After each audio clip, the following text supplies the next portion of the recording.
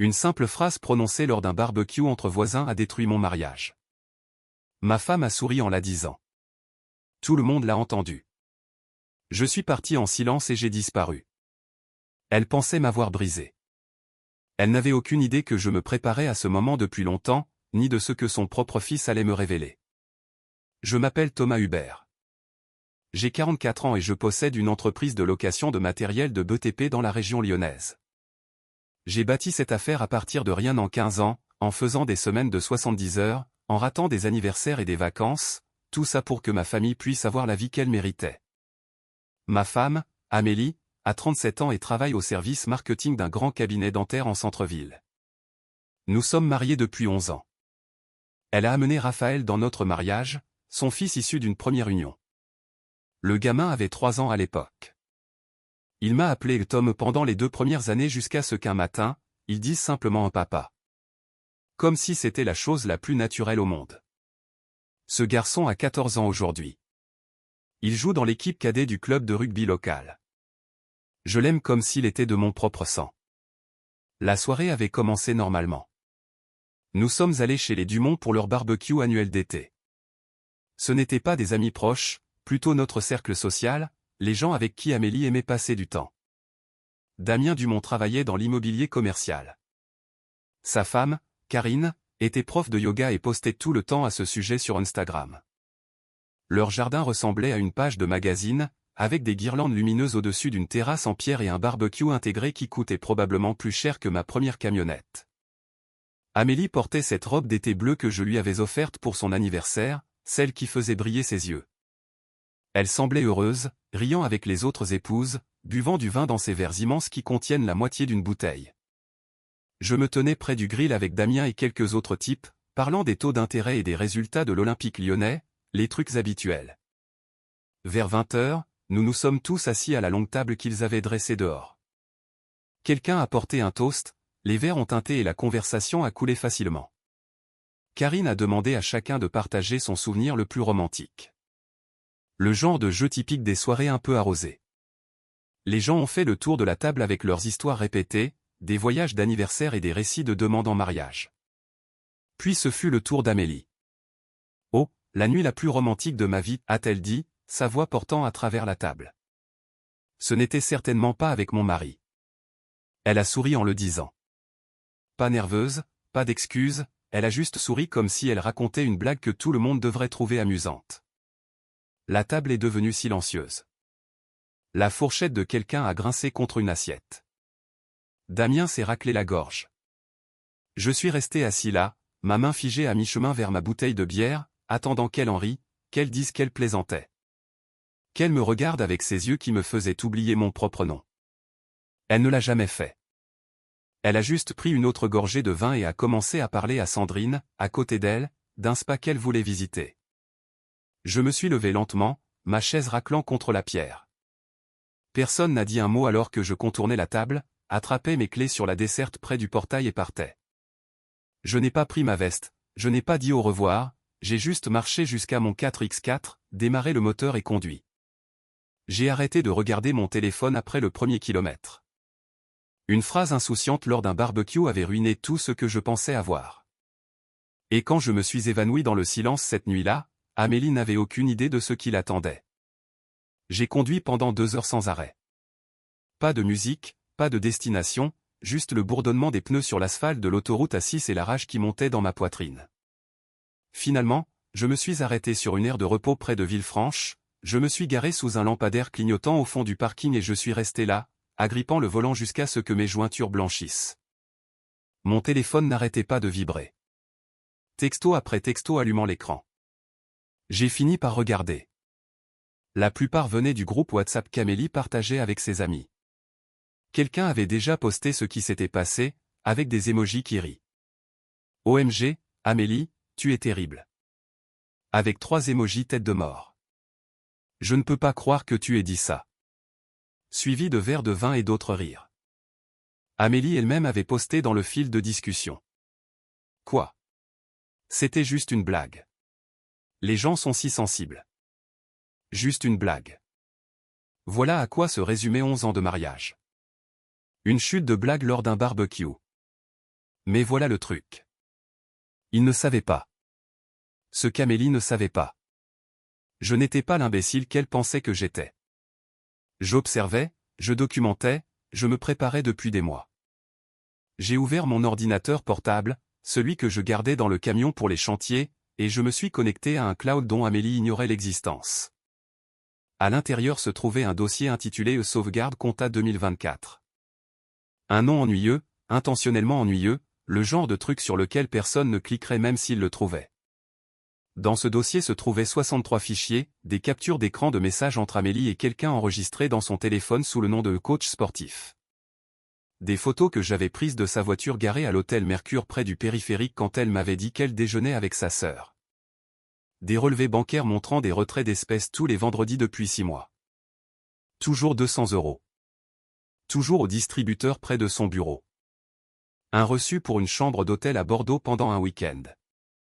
Elle prétendait être à une conférence marketing. J'avais appelé l'organisateur de la conférence. Elle ne s'était jamais inscrite. J'alimentais ce dossier depuis janvier, calmement, méthodiquement, comme quelqu'un cataloguant des preuves pour un procès qu'il espère ne jamais avoir à intenter. Chaque fois que je trouvais quelque chose qui ne collait pas, chaque fois que mon instinct me disait que quelque chose clochait, je le documentais, je le sauvegardais, je le classais. Mais je n'avais jamais ouvert le dossier avec l'intention de l'utiliser. Je continuais à me dire que j'avais tort, que j'étais paranoïaque, qu'il devait y avoir une explication. Je voulais avoir tort ce soir. Elle m'avait donné la permission d'arrêter de vouloir ça. J'ai fait défiler les fichiers, la mâchoire si serrée qu'elle me faisait mal. Il y avait aussi une vidéo. 37 secondes. Filmée depuis mon camion il y a 3 semaines alors que je passais devant un café Starbucks. Amélie assise dans un coin avec un homme que je ne reconnaissais pas. Sa main couvrant la sienne sur la table. Elle se penchant vers lui, riant à quelque chose qu'il disait, touchant son bras de cette façon dont elle touchait le mien autrefois. J'étais resté assis dans mon camion à regarder cette vidéo peut-être 100 fois depuis, me torturant avec, cherchant une explication innocente qui n'existait pas. L'homme dans la vidéo était plus jeune, bien rasé, portant un polo avec le logo d'une entreprise que je n'arrivais pas tout à fait à distinguer. Il avait l'air à l'aise. Elle avait l'air heureuse, plus heureuse que je ne l'avais vue depuis des années. Mon téléphone a vibré à nouveau. Cette fois, ce n'était pas un groupe de discussion. C'était un seul texto d'Amélie. T'es où? Les gens posent des questions. Pas est-ce que tu vas bien? Non. Je suis désolé, juste inquiète de ce que les gens demandent. J'ai fixé ce message pendant un long moment. Puis j'ai ouvert mes contacts et j'ai fait défiler jusqu'à un nom que je n'avais pas appelé depuis presque un an. Pierre Tissier était un ancien détective privé avant de se reconvertir dans l'expertise numérique. Je l'avais engagé une fois quand je pensais qu'un de mes employés volait dans la caisse. Il s'est avéré que j'avais raison. Pierre avait tout trouvé en 48 heures. J'ai tapé un message. Pierre, c'est Thomas Hubert. Tu te souviens quand tu as dit que je pouvais appeler si j'avais besoin d'aide? J'en ai besoin maintenant. On peut se voir demain. Sa réponse est revenue en moins d'1 minute. 7 heures au relais des routiers sur la N7. Qu'est-ce qu'on cherche? J'ai tapé 3 mots. Tout ce qu'elle cache. Puis j'ai éteint mon téléphone, incliné le siège de mon camion et essayé de dormir. Demain, le vrai travail commencerait. J'ai retrouvé Pierre au relais routier à 6h58 du matin. L'endroit sentait le café brûlé et la graisse de bacon, exactement comme un relais doit sentir. Pierre était déjà là, assis dans un coin avec une tasse de café noir et un dossier cartonné devant lui. Il avait la même apparence que dans mes souvenirs. Fin de la cinquantaine, cheveux gris coupés court façon militaire, des yeux qui ne rataient rien. Nous nous sommes serrés la main et je me suis glissé sur la banquette en face de lui. « Tu as une sale tête » a dit Pierre. Pas méchamment. J'ai pas beaucoup dormi. J'ai commandé un café à la serveuse, puis je me suis tourné vers lui. À quelle vitesse tu peux travailler? Ça dépend de ce dont tu as besoin. Ton message disait qu'elle cachait quelque chose. Donne-moi les détails. J'ai passé les 20 minutes suivantes à tout lui expliquer. Le dossier, les captures d'écran, les reçus d'hôtel, la vidéo au Starbucks. Pierre écoutait sans m'interrompre, prenant parfois des notes sur un petit carnet. Quand j'ai fini, Il s'est reculé et m'a étudié. Tu en as déjà assez pour un divorce. Pourquoi tu as besoin de moi? Parce que je veux tout, ai-je dit. Chaque mensonge, chaque transaction, chaque personne impliquée. Je veux savoir exactement ce qu'elle fait et avec qui. Je veux une image complète. Pierre a hoché la tête lentement. Ça va demander de creuser. Ça peut coûter cher. Je me fous du prix. D'accord. J'aurai besoin d'accès à tes comptes professionnels, toutes les cartes de crédit communes, les factures de téléphone si tu peux les avoir. J'ai sorti une clé USB de ma poche et je l'ai fait glisser sur la table. Tout est là-dessus. Identifiant bancaire, relevé de carte, copie des factures. Je documente depuis des mois. Pierre a ramassé la clé, un léger sourire sur le visage. Tu as été occupé. J'espérais que je n'en aurais pas besoin, mais tu t'es préparé quand même. Malin. Il a empoché la clé. Donne-moi 72 heures. J'aurai un rapport préliminaire. Nous avons fini notre café en silence. Alors que je me levais pour partir, Pierre m'a retenu par le bras. Thomas, une chose. Une fois que tu verras ce que je trouve, tu ne pourras pas l'oublier. Tu es sûr de vouloir t'engager sur cette voie. J'ai repensé au sourire d'Amélie à ce barbecue. La façon dont elle avait ri en disant ces mots. La façon dont tous les autres m'avaient regardé avec pitié. Je suis déjà sur la voie, ai-je dit. Je ne sais juste pas jusqu'où elle va. De retour dans mon camion, j'ai enfin rallumé mon téléphone. 37 nouveaux messages.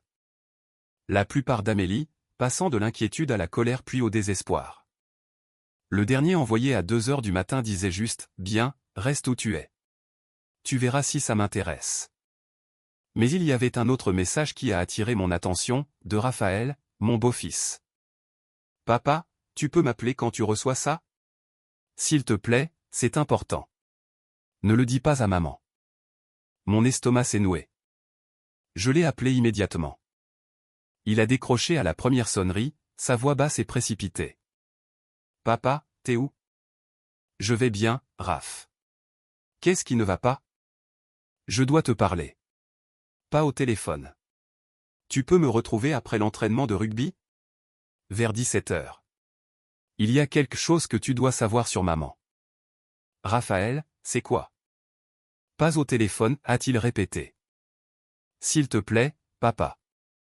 Retrouve-moi juste sur le parking du Burger King, celui près du collège. Il a raccroché avant que je puisse dire autre chose. Je suis resté là, sur le parking du relais, fixant mon téléphone.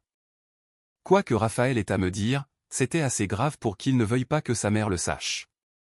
Ce gamin avait toujours été loyal envers Amélie, même quand ils se disputaient. Pour qu'il me contacte comme ça voulait dire que quelque chose n'allait vraiment pas. La journée s'est traînée. J'ai passé la majeure partie garée sur le terrain derrière mon entreprise de location, regardant mes employés entrer et sortir, gérant les locations et les retours. J'aurais dû être là-dedans à travailler. Au lieu de ça, j'étais assis dans mon camion à repasser le dossier, recoupant les dates et les heures, construisant une chronologie dans ma tête. À 16h45, j'ai conduit jusqu'au Burger King. La vieille scooter de Raphaël est arrivée à 17h03.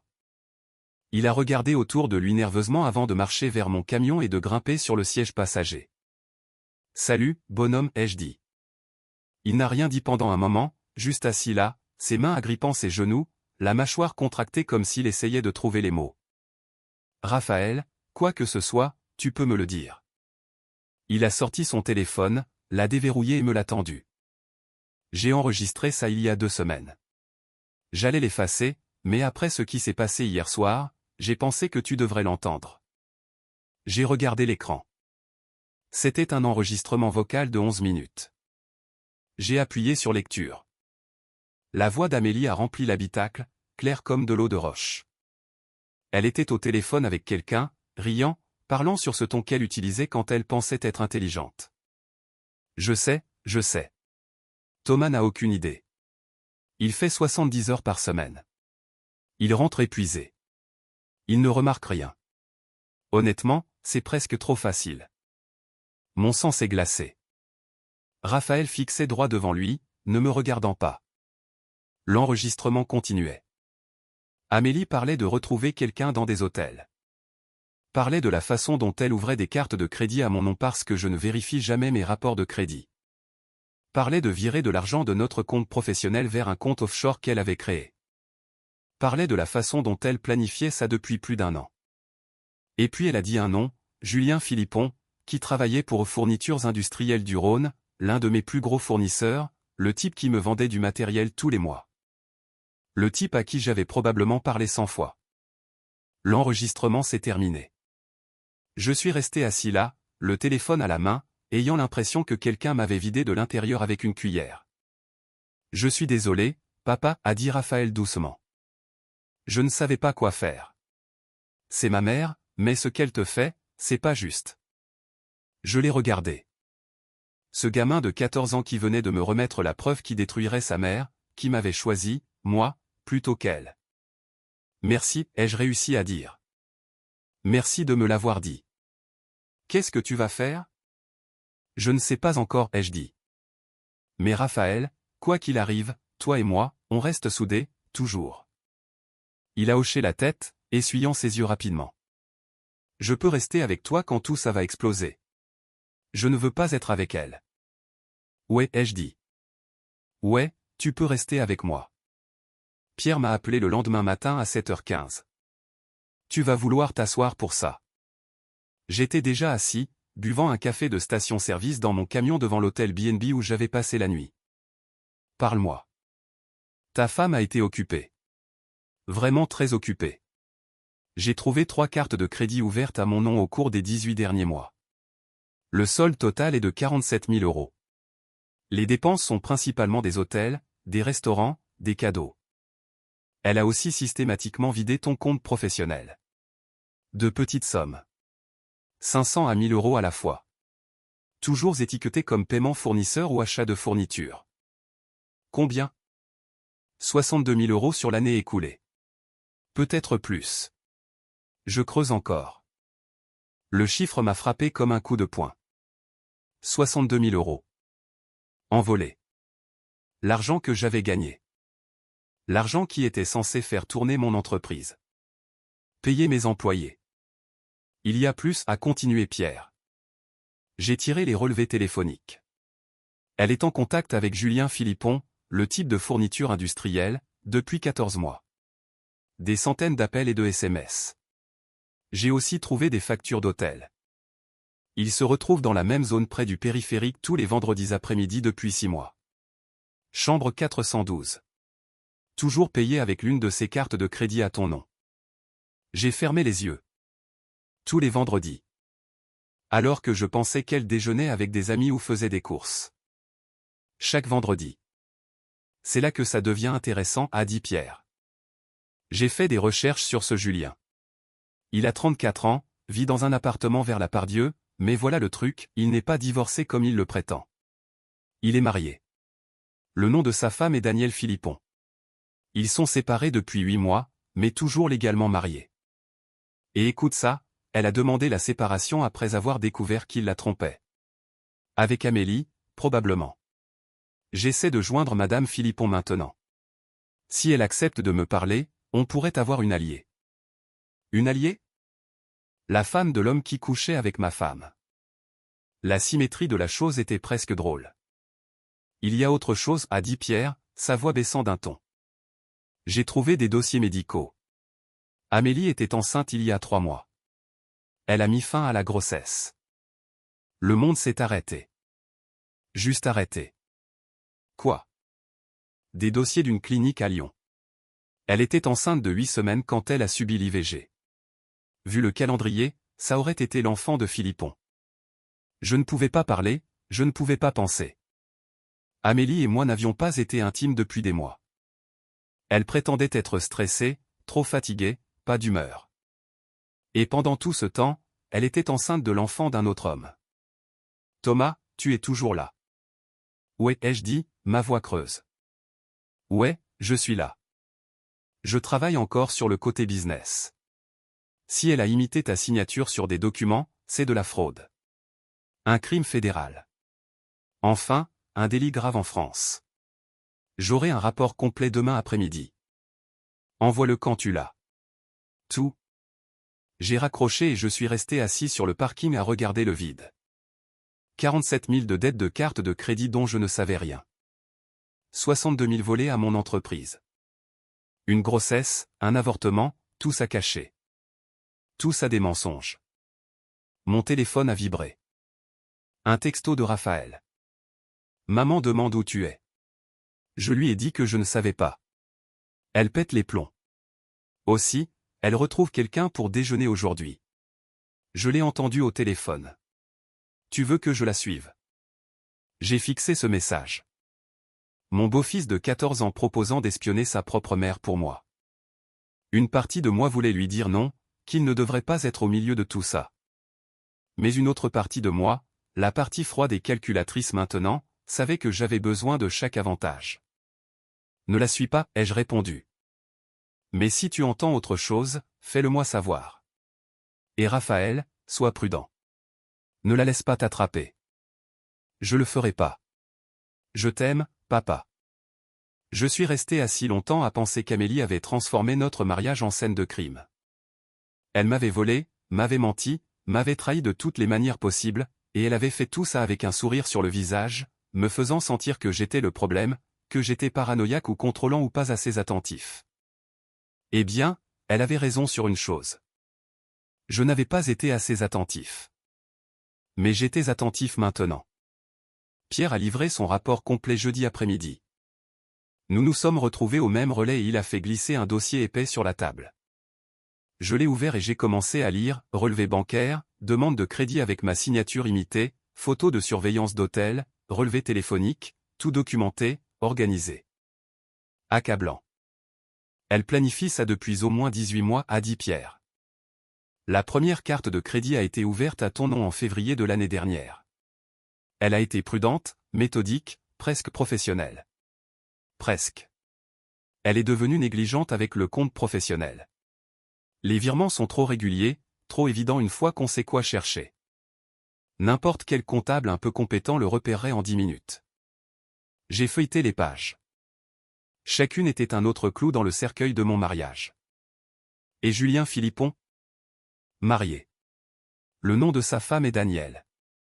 Ils sont séparés depuis 8 mois, mais le divorce n'est pas prononcé.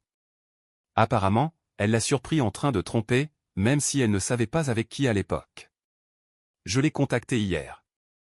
Elle veut te parler. À moi? Pourquoi? Parce qu'elle est aussi en colère que toi.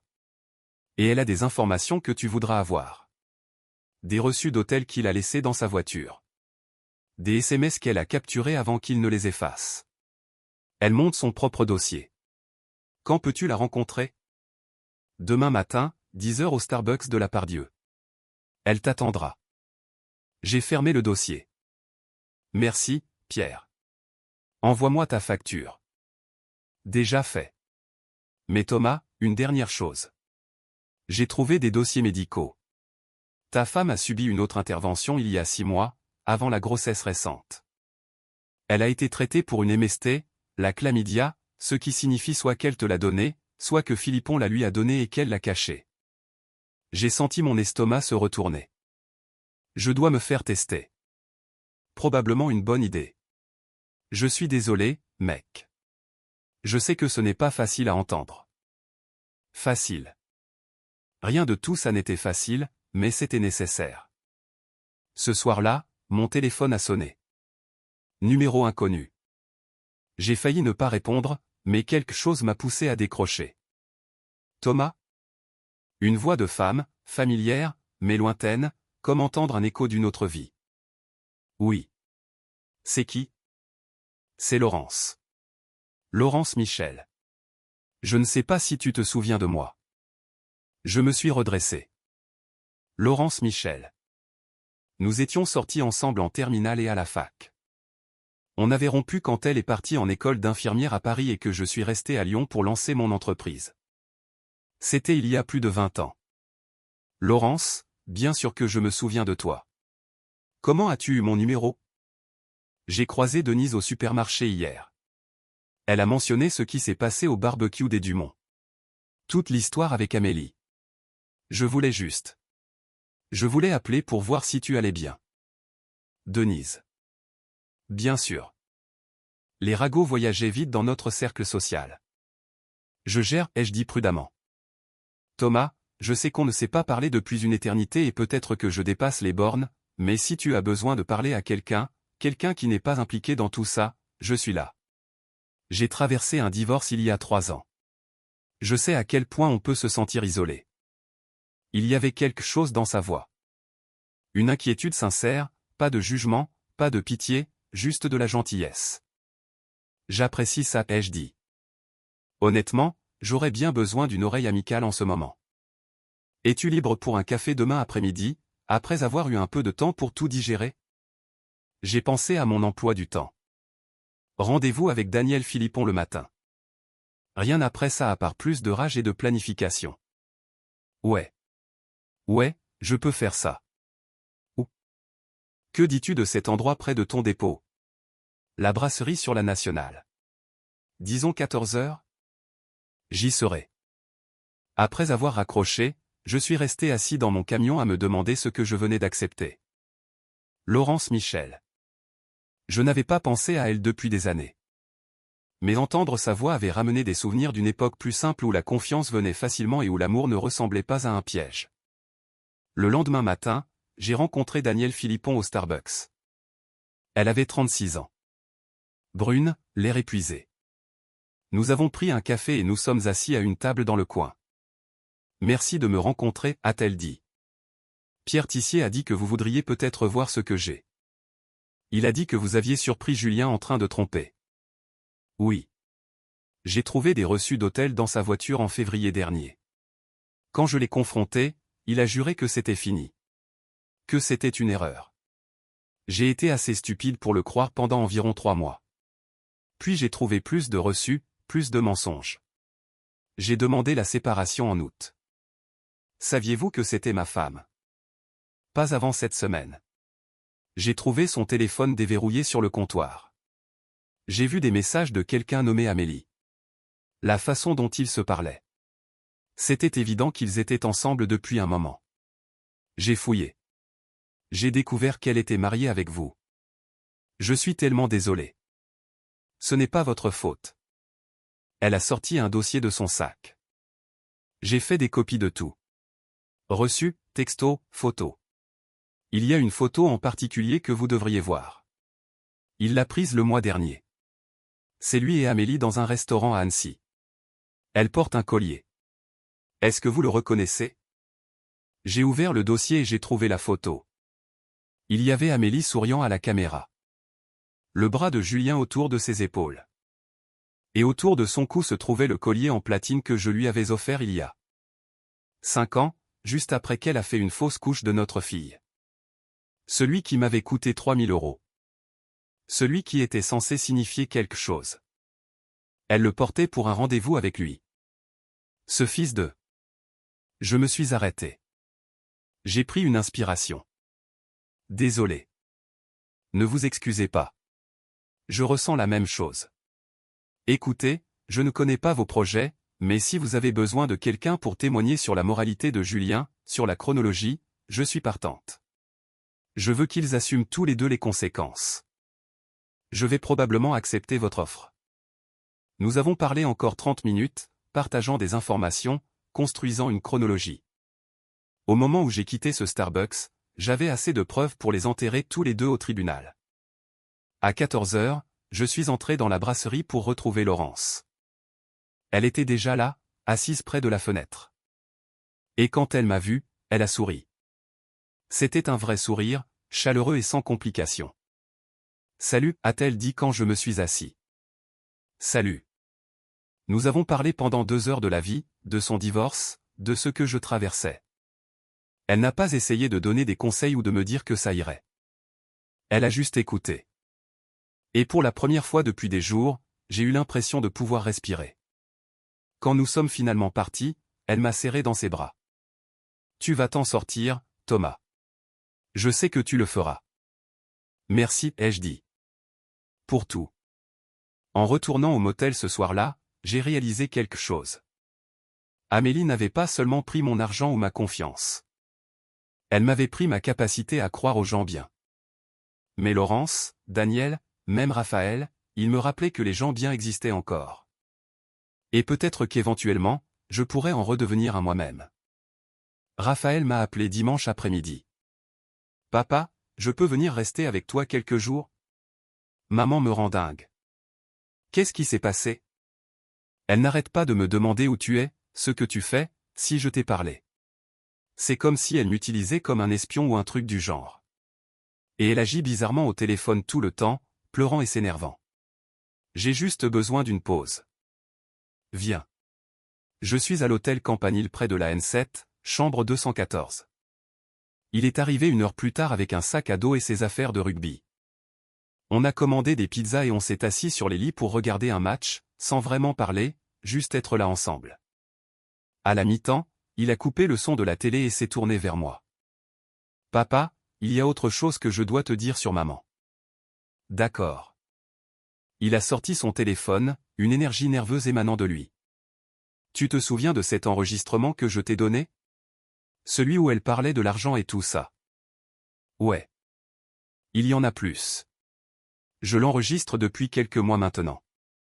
Pas tout le temps, juste quand elle est au téléphone et que je vois qu'elle parle à lui. Julien. Je connais son nom maintenant parce qu'elle le dit parfois. Ma poitrine s'est serrée. Raphaël, tu n'es pas obligé de faire ça. Tu ne devrais pas être au milieu d'eux. Je le veux. Elle te ment depuis si longtemps, papa. Et les trucs qu'elle dit sur toi quand tu n'es pas là. Sa voix s'est brisée. C'est pas juste. Tu as été bon avec moi. Mieux que mon vrai père ne l'a jamais été. Et elle te traite comme si tu n'étais rien. Je ne savais pas quoi dire. Il m'a tendu son téléphone. Il y a 6 autres enregistrements là-dessus. Le dernier date d'hier.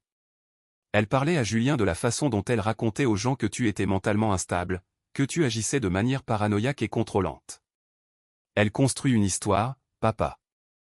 Elle essaie de te faire passer pour le méchant avant que tu puisses la faire passer pour la méchante. J'ai écouté les enregistrements, tous. La voix d'Amélie, claire comme le jour, parlant de moi comme d'un obstacle à éliminer. Parlant de comment elle avait convaincu sa mère que j'étais le problème. Comment elle allait prétendre que j'étais financièrement abusif. Comment elle avait déjà parlé à un avocat pour obtenir une ordonnance de restriction. Il y a encore une chose, a dit Raphaël doucement.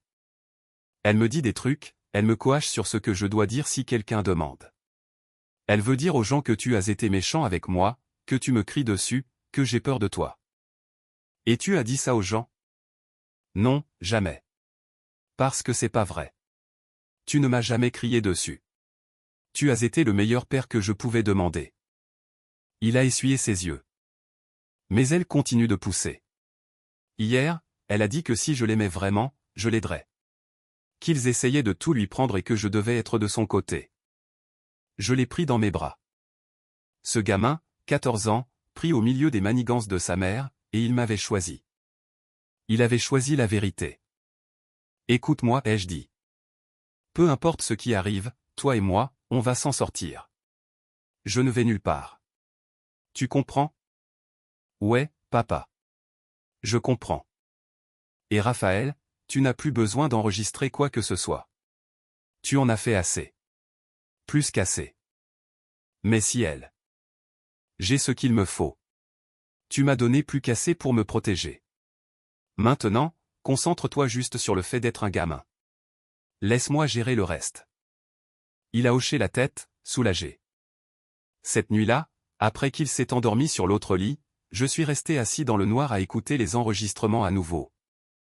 La voix d'Amélie complotant contre moi, prévoyant de détruire ma réputation, utilisant notre fils comme une arme. Elle avait franchi une ligne dont j'ignorais même l'existence. Le lendemain matin, j'ai appelé mon avocat. Je dois déposer une demande de garde d'urgence pour mon beau-fils et je dois le faire aujourd'hui. Je n'avais pas parlé aux parents d'Amélie depuis 2 semaines. Henri et Caroline et Steve habitaient à 10 minutes de chez nous dans une résidence calme à Écully. Ils m'avaient toujours traité comme un fils, surtout après le décès de mon propre père. Henri m'appelait pour l'aider avec les réparations de la maison. Caroline me faisait sa tarte aux noix de pécan à chaque Noël parce qu'elle savait que c'était ma préférée. Je me doutais qu'ils avaient entendu la version des faits d'Amélie maintenant. La version où j'étais instable, contrôlant, paranoïaque, où elle était la victime de mon comportement déraisonnable. Alors, quand Henri m'a appelé mardi matin, j'ai failli ne pas répondre. Thomas, il faut qu'on parle. Tu peux passer à la maison aujourd'hui? Sa voix était dure. Pas exactement en colère, mais ferme d'une manière que je n'avais jamais entendue de lui auparavant. Bien sûr.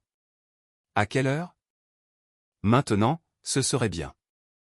J'ai conduit jusqu'à leur maison. Cette sensation de malaise dans l'estomac qui précède les mauvaises nouvelles. Quand je me suis garé, leurs 2 voitures étaient dans l'allée. Ça allait être une embuscade. Caroline a ouvert la porte. Ses yeux étaient rouges comme si elle avait pleuré. Thomas, entre. Ils m'ont fait asseoir dans le salon. Henri dans son fauteuil. Caroline sur le canapé. J'ai pris la chaise en face d'eux, me sentant comme un accusé attendant un verdict. Henri a parlé en premier. Amélie est passée hier. Elle nous a tout dit. Elle a dit que tu agissais bizarrement depuis des mois. Elle a dit que tu l'avais laissé en plan à une fête, disparu pendant des jours sans un mot. Elle a dit que tu l'accusais de choses qui ne sont pas vraies. J'ai hoché la tête lentement. C'est sa version. Elle a aussi dit que tu essaies de monter Raphaël contre elle, que tu demandes la garde pour lui faire du mal. Caroline est intervenue, la voix tremblante. Thomas, je te connais depuis 11 ans. Tu es un homme bon, mais Amélie est ma fille. Si tu fais ce qu'elle dit. Je ne le fais pas. J'ai sorti mon téléphone et le dossier que Pierre m'avait donné. Avant que vous ne décidiez de quel côté vous êtes, j'ai besoin que vous voyiez quelque chose. Et je vous préviens maintenant. Ça va être dur à entendre. Je leur ai tout montré. Les relevés bancaires, les factures de carte de crédit avec ma signature imitée, les dossiers d'hôtel, les SMS entre Amélie et Julien Philippon, l'enregistrement que Raphaël avait fait d'Amélie admettant le vol et la liaison. Le visage d'Henri est passé du scepticisme au choc, puis à une fureur glaciale. Caroline pleurait juste, couvrant sa bouche de sa main. Quand j'ai fini, Henri s'est levé et a marché vers la fenêtre, nous tournant le dos. Le silence s'est étiré pendant ce qui a semblé être une heure. Finalement, il a parlé. C'est ma fille qui a fait ça. Oui, Henri. Tout ça. Les mensonges, le vol, la tromperie, tout. Caroline a levé les yeux vers moi. Les larmes coulaient sur son visage. Thomas, je suis tellement désolé. Je suis tellement désolé. J'ai douté de toi. J'aurais dû savoir qu'Amélie était. Elle n'a pas pu finir sa phrase. Henri s'est retourné. De quoi as-tu besoin de notre part? J'ai besoin que vous sachiez la vérité. C'est tout. Je ne vous demande pas de choisir entre votre fille et moi. C'est votre famille. Toi aussi, tu es la famille, a dit Henri fermement. Tu fais partie de cette famille depuis 11 ans. Tu as élevé notre petit-fils, et ce qu'elle t'a fait est inadmissible. Il a regardé sa femme. Caroline. Nous devons lui parler aujourd'hui. Henri, c'est notre fille. Et c'est une voleuse et une menteuse. Sa voix est montée, chose que je n'avais jamais entendue de lui. Elle a volé Thomas, commis des crimes en son nom, détruit sa vie. Et pourquoi? Pour une liaison? Non. Non. Je ne tolérerai pas ça. Caroline s'est levée, défensive maintenant. Tu ne peux pas juste la couper de nous. Elle a besoin de nous.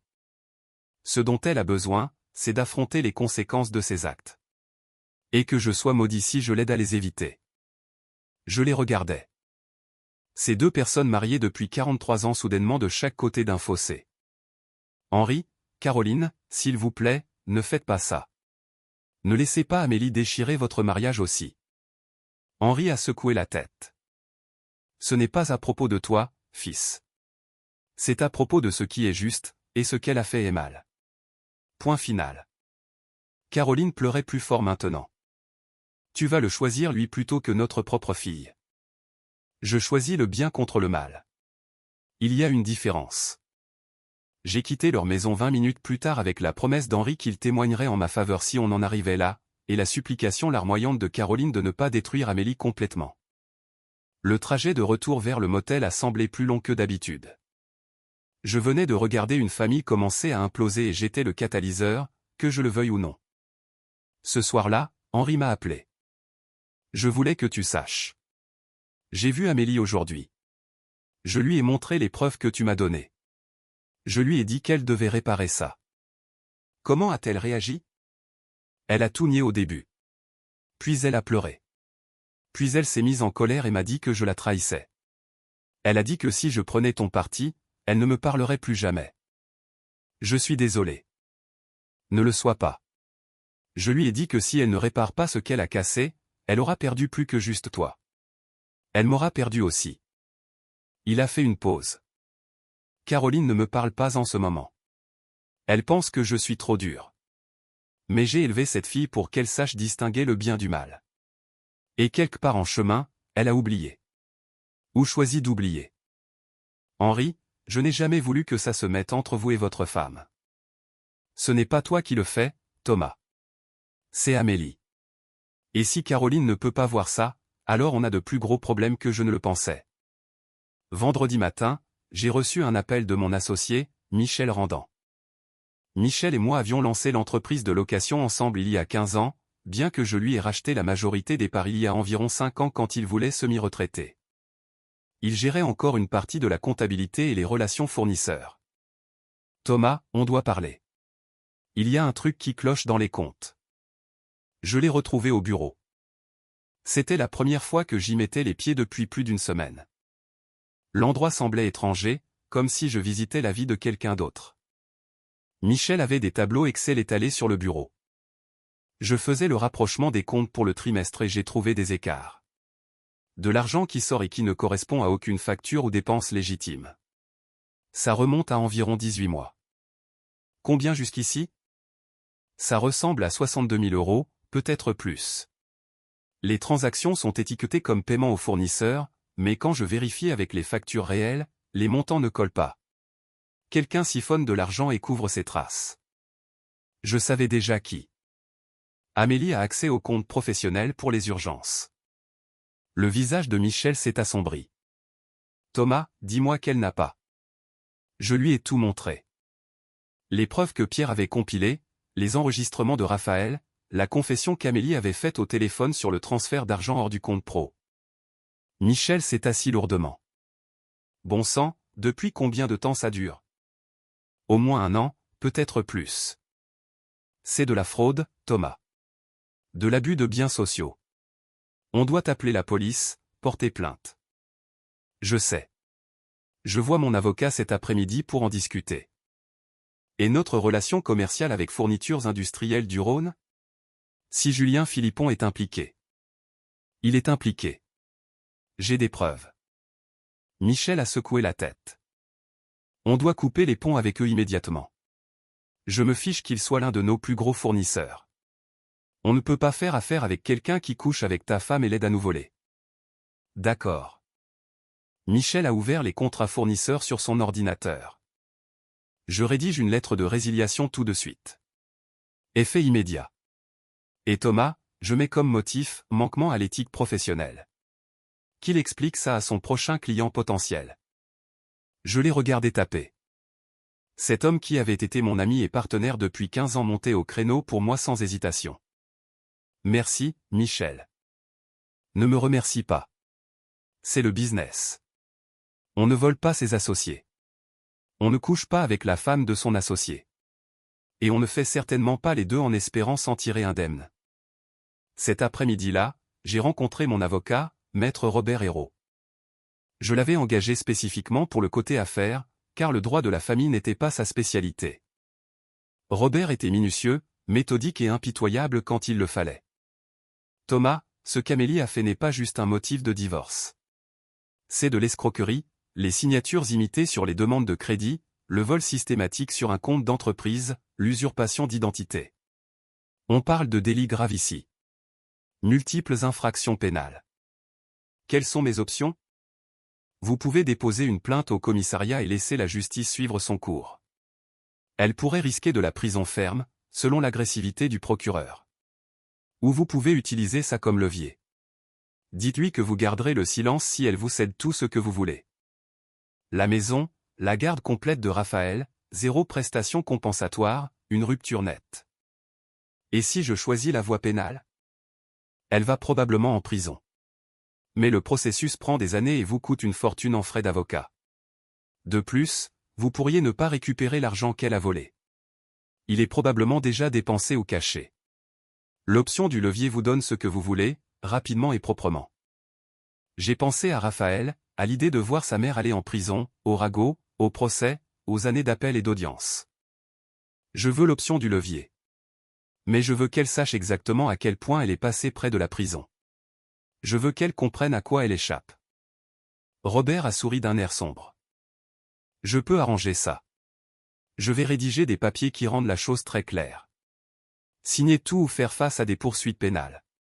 Pas de terrain d'entente. C'est pour quand? Je les aurai prêts pour lundi. Et Thomas, une dernière chose.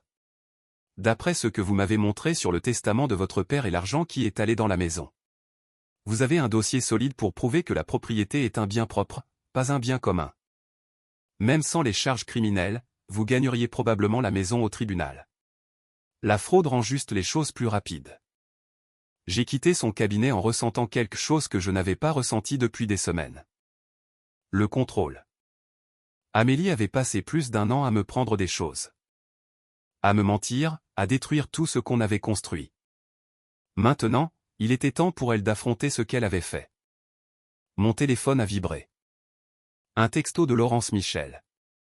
Comment tu tiens le coup? Tu veux dîner ce soir? Juste en ami. Tu as l'air d'avoir besoin d'un repas décent. J'ai souri malgré tout. Dîner me semble bien. Merci. Chez Antonio en ville. 19h, c'est pour moi. Pour la première fois depuis ce barbecue, j'ai senti qu'il y avait peut-être un chemin vers l'avant. Peut-être qu'il y avait une vie après la trahison. Et peut-être, juste peut-être, que je trouverais mon chemin vers elle. Dimanche matin, j'ai fait quelque chose que je n'avais pas fait depuis des mois. Je suis allé à l'église évangélique de la Grâce sur la Nationale, où Amélie et moi étions membres depuis 8 ans, où nous avions assisté à d'innombrables sermons sur la fidélité et l'engagement, où elle était bénévole pour le ministère des femmes. Enseignant aux autres épouses le mariage et la confiance. L'ironie ne m'échappait pas. Je suis entré pendant le chant d'ouverture et j'ai pris un siège au fond. Amélie était là, 3 rangs devant, assise avec Sandrine et quelques autres femmes de son cercle. Elle ne m'a pas vu. Pas encore. Le pasteur Guillaume a fini le chant et a demandé si quelqu'un avait des sujets de prière ou des témoignages à partager. C'était le moment, celui que je planifiais depuis que j'avais quitté le bureau de Maître Hérault. Je me suis levé. La tête d'Amélie a tourné. Son visage est devenu blanc quand elle m'a vu. Sandrine a attrapé son bras, chuchotant quelque chose. Toute l'assemblée me regardait maintenant. Pasteur Guillaume, j'ai quelque chose à dire. Quelque chose que cette communauté a besoin d'entendre. Le pasteur a semblé mal à l'aise, mais a hoché la tête. Bien sûr, frère Thomas, venez. J'ai marché vers l'avant, mon cœur battant la chamade, mais ma voix stable. Je me suis tourné pour faire face à l'assemblée. 300 personnes, peut-être plus. Des gens que je connaissais depuis des années, des gens qui avaient observé mon mariage, l'avaient même admiré. Je m'appelle Thomas Hubert. La plupart d'entre vous me connaissent et connaissent ma femme Amélie. Pendant 11 ans, je pensais que nous avions un bon mariage. J'ai travaillé dur, j'ai subvenu aux besoins de notre famille, j'ai aimé son fils comme s'il était le mien. Mais il y a 2 semaines, lors d'un barbecue, Amélie a dit quelque chose qui a tout changé. Elle a dit à une pièce pleine de gens que la nuit la plus romantique de sa vie n'était pas avec moi. Je pouvais entendre les chuchotements commencer. Amélie était figée sur son siège. Au début, je pensais qu'elle plaisantait peut-être. Mais ensuite, j'ai commencé à regarder de plus près des choses qui n'avaient pas de sens depuis des mois. Et j'ai découvert qu'elle avait une liaison depuis plus d'1 an avec un homme nommé Julien Philippon qui travaille pour l'un de mes fournisseurs. Plus de chuchotements, plus fort maintenant. Mais ça devient pire. Amélie a ouvert des cartes de crédit à mon nom sans que je le sache. 47 000 € de dettes dont j'ignorais l'existence. Elle a volé 62 000 € sur le compte de mon entreprise l'année dernière. Elle a imité ma signature sur des documents. Elle a commis une fraude, une usurpation d'identité, et ensuite elle a essayé de me faire passer pour le fou quand j'ai disparu quelques jours pour digérer tout ça. Amélie s'est levée, sa voix tremblante. Thomas, arrête. S'il te plaît. Non. Tu as eu ta chance d'être honnête. Tu as choisi de mentir, de voler, de détruire tout ce qu'on avait construit. Et le pire. Tu es tombée enceinte d'un enfant et tu as avorté sans jamais me le dire. Alors que je pensais qu'on essayait de travailler sur notre mariage, tu effaçais les preuves de ta liaison. Les hoquets de surprise étaient audibles maintenant. Des femmes couvraient leur bouche. Des hommes secouaient la tête. Le pasteur Guillaume avait l'air de vouloir m'arrêter, mais ne trouvait pas les mots. Je ne suis pas ici pour la sympathie. Je suis ici parce que cette église a besoin de savoir qui est vraiment Amélie. Elle se tenait devant vous pour enseigner aux femmes le mariage biblique tout en détruisant le sien. C'est une fraude et je ne la laisserai pas jouer la victime quand la vérité éclatera. Amélie a couru, s'est juste levée et a couru hors du sanctuaire. Sandrine la poursuivant. La moitié de l'assemblée la regardait partir. L'autre moitié me fixait. J'ai regardé le pasteur Guillaume. Je suis désolé de perturber le service, mais la vérité devait être dite. Je suis sorti, je suis monté dans mon camion et je suis parti. Mon téléphone a commencé à vibrer immédiatement. Des textos de gens qui étaient là. Certains solidaires, certains me traitant de cruel, certains demandant des détails. J'ai éteint mon téléphone.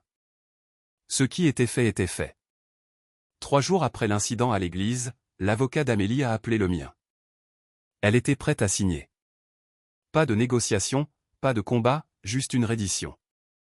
Nous nous sommes rencontrés au bureau de Maître Hérault. Amélie semblait plus petite, en quelque sorte vaincue. Sa mère n'était pas avec elle. Henri m'avait dit que Caroline avait enfin vu la vérité après l'incident de l'église et était venue s'excuser personnellement auprès de moi. Elle et Henri étaient en thérapie pour essayer de réparer ce que les mensonges d'Amélie avaient fracturé. Amélie a tout signé. La maison, la garde complète de Raphaël, 0 prestation compensatoire, la prise en charge de toutes les dettes qu'elle avait créées. En échange, j'ai accepté de ne pas porter plainte au pénal. Elle devrait gérer les sociétés de crédit et la banque toute seule, mais elle n'irait pas en prison. Elle m'a regardé une fois alors qu'elle signait le dernier papier. Je suis désolé, a-t-elle dit doucement. Non, tu ne le es pas. Tu es désolé de t'être fait prendre.